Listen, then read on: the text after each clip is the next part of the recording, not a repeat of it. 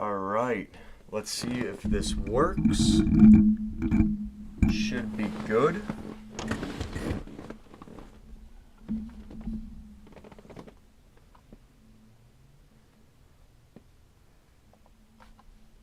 What is going on, everybody, and welcome to the Goal Line Hockey live game stream. It's been a while since I've seen you guys.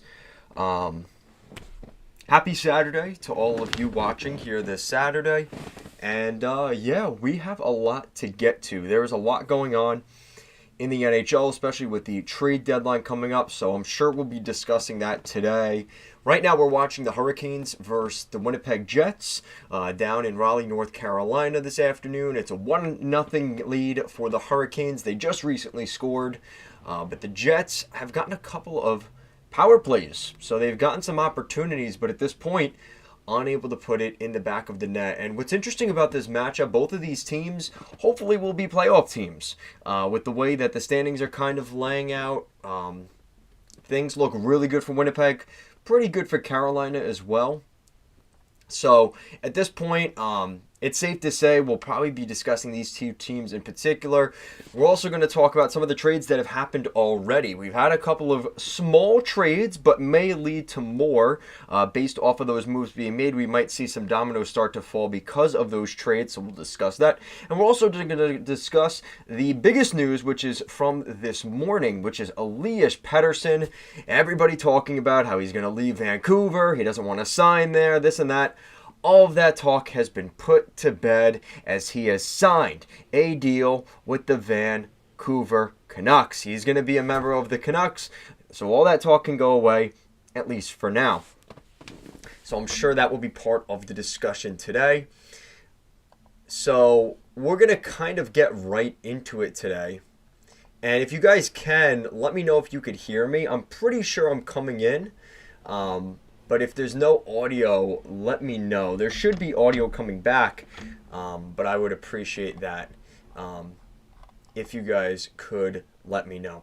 So let's get right into the Elias Pettersson conversation because I'm sure you guys are going to discuss it and you guys are going to want to know my thoughts on it.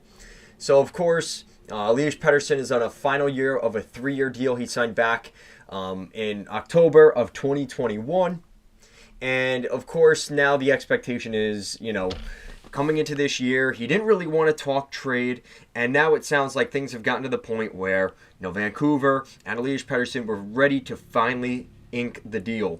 So the number itself comes out to 8 years, $92.8 million for Elias Pettersson. That's going to be $11.6 million AAV, which is the annual average value of that contract.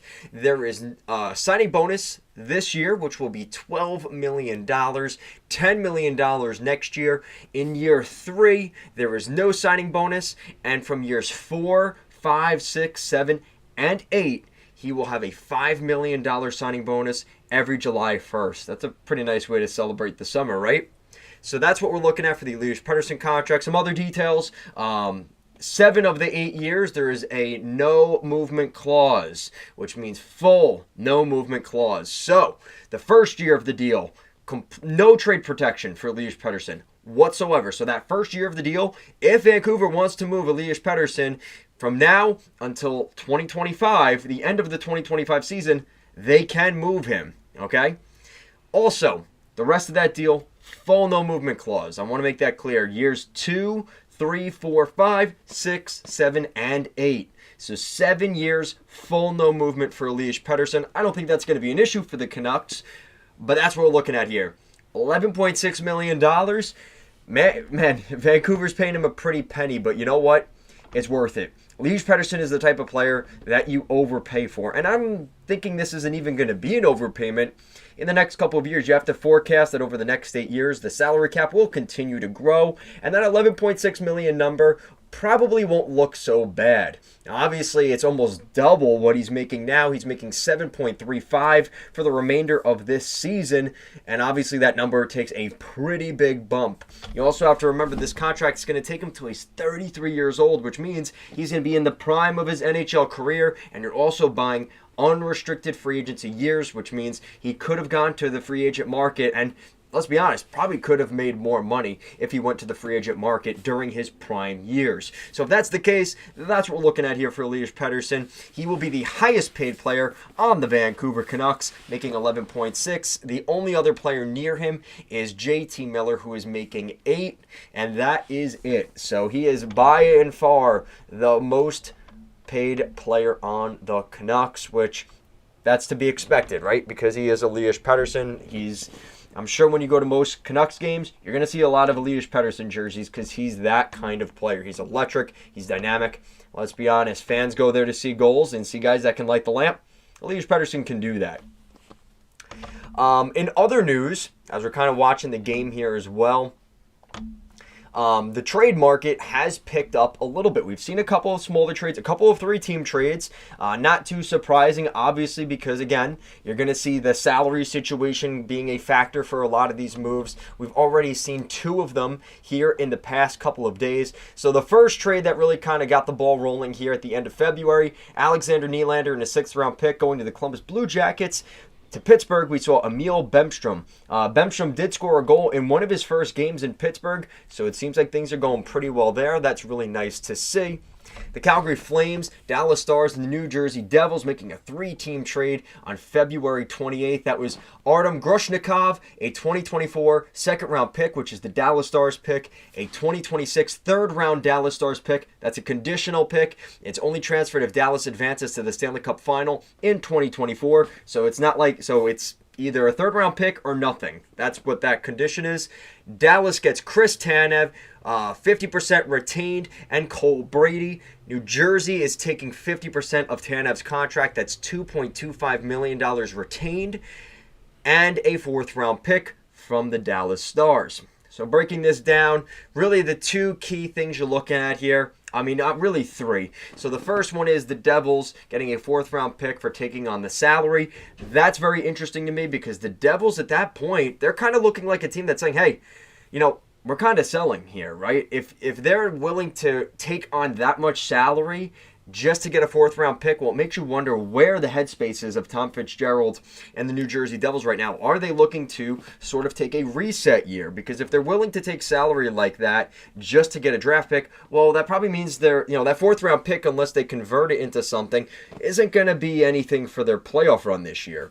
For the Dallas Stars, of course, they pick up Chris Tanev, right? Really good pickup here for Dallas. They are going on a run this year. They are looking to make a splash. This is a really good Dallas team. Let's be honest.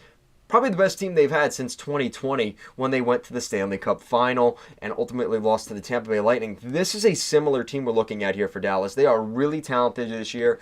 If they could get Tyler Seguin back in the lineup by the end of the year, that would probably be helpful.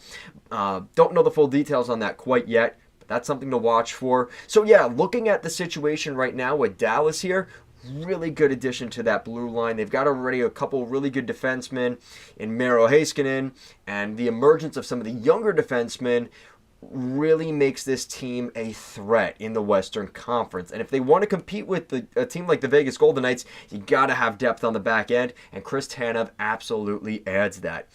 Now, for Calgary, what's interesting about this deal for Calgary here, Artem Grushnikov is a guy that I think is going to be a good pickup here for Calgary. He's a guy that was drafted in the 2nd round of the 2021 NHL draft. He's 20 years old, 6'1", 198 pounds, and he's currently in a deal with Dallas. It's a weird situation because I believe he's playing in the KHL, if I'm not mistaken. So we had an entry-level slide in his contract, so the first 2 years don't count. Now his entry-level deal starts, so he has until 2026. So a bit of a weird deal here with Artem Grushnikov, but this is a guy that a lot of people are expecting to be a big, tough, nasty defenseman. I think he's going to fit the Calgary Flames blueprint pretty well on the back end. They also get a 2nd-round pick, and if they get the 3rd-round pick, hey, listen, gives Calgary a reason to kind of cheer Dallas on in the playoffs, not only for Chris Tanev's success, but also for the success of potentially getting another 3rd-round pick. And whether they win the cup or not, who cares? You want the 3rd-round pick. So for the Dallas Stars, good pickup on the blue line. New Jersey is interesting because this is maybe an indication of what they're doing at the deadline. And for the Calgary Flames, this makes sense for their perspective. They're going to be selling at the deadline. They're going to be one of the big sellers, probably Noah Hannafin, potentially Jacob Markstrom as well. We'll see what happens there. But this is one of the first dominoes to fall after Elias Lindholm earlier this year. So just a quick update on... Yeah, so they're talking about the trade. So Carolina is up 2-0 over the Winnipeg Jets in that game. Things are turning around pretty quickly for Carolina. It was a low-scoring game, and since we've turned on the stream now, they've scored 2 goals. So things are going pretty well for Carolina here. They're definitely buzzing here at the end of the second period. I apologize for the stream. It might be a little... I'm looking at it on my phone from the feed. It's definitely a little bit choppy. I do apologize for that. I would appreciate your guys' feedback. Even if you're watching the replay, if it is choppy, let me know, and I will try to fix that either during this stream or for the next streams in the future. I would like to have a better situation for you guys. So whatever is better, I'm going to try and do that for you guys. Yeah, so Surreal, thank you for joining us for a minute. That's a good signing for the Canucks. Absolutely. I think Elias Pettersson, that number, it could be a little bit, it seems a little bit high now. But again, you got to remember the long-term picture here, right? 8 years from now, is Elias Pettersson going to be overpaid? Is he going to be underpaid? I think that's a pretty good contract. I think they'll look back on that one pretty fondly. Surreal also said, LA seems to have interest in bringing back Tyler Toffoli. I did see that, and I think the NHL Network actually showed something with that. I don't hate the idea, and especially with New Jersey. Normally I would say, well, New Jersey doesn't want to make that move, right? Because they're going to go for it. Well, making the Chris Tanev trade that they really didn't get Tanev in makes me wonder where they're at. Because if they're taking on salary for a 4th-round pick, that means they're not putting that salary into helping the team win the cup this year. And if that's the case, probably means they're going to be a seller at the deadline. So, again, you never know for certain, but I do wonder what's going to happen with the Devils here. I'm sure it is on the mind of the LA Kings and their fans to bring back a guy like Toffoli. Especially with the way things ended, it was kind of a bitter way to end things. I think his last game was actually the Stadium Series game that they played a couple of years ago. So I think he would love to come back to LA, I would think. He spent a long time in LA, and it would be nice to see him go back to the Kings for a playoff run. I think that would be really, really nice to see. Oh,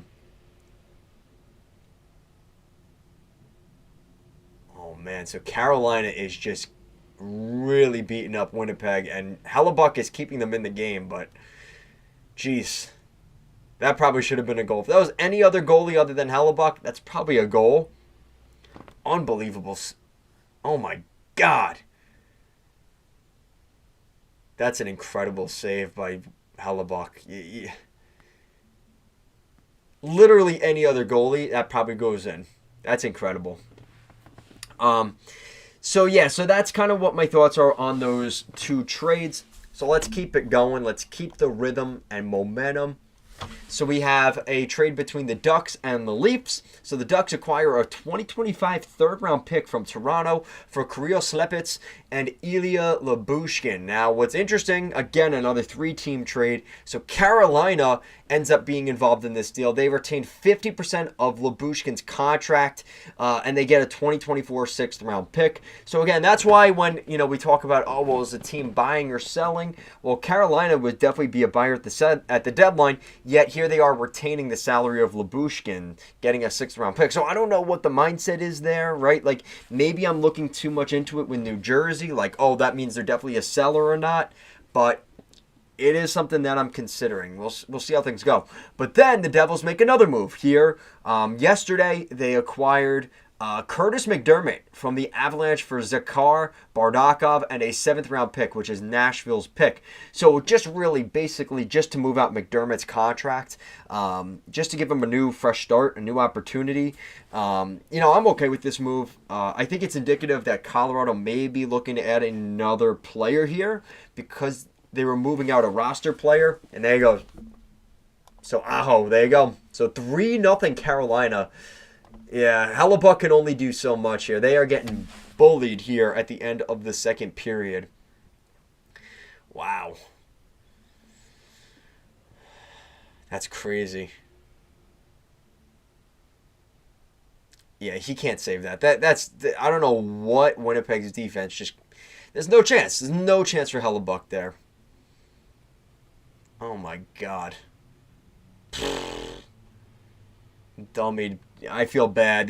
He puts it right through Pionk's legs for the pass. Sveshnikov to Aho. Oh man, that is the nightmares of all 31 NHL teams other than the Carolina Hurricanes. So anyway, so going back, oh man, so Winnipeg trying to buzz here at the end of the period, let's see.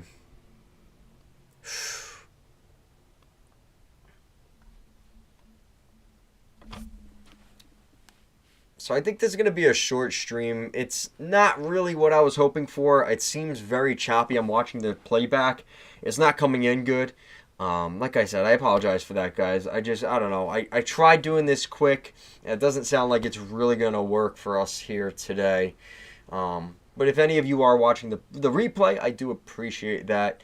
I've been really busy with stuff going on, and it's really been difficult I can't prioritize this right now, and it's just one of those things. It is what it is.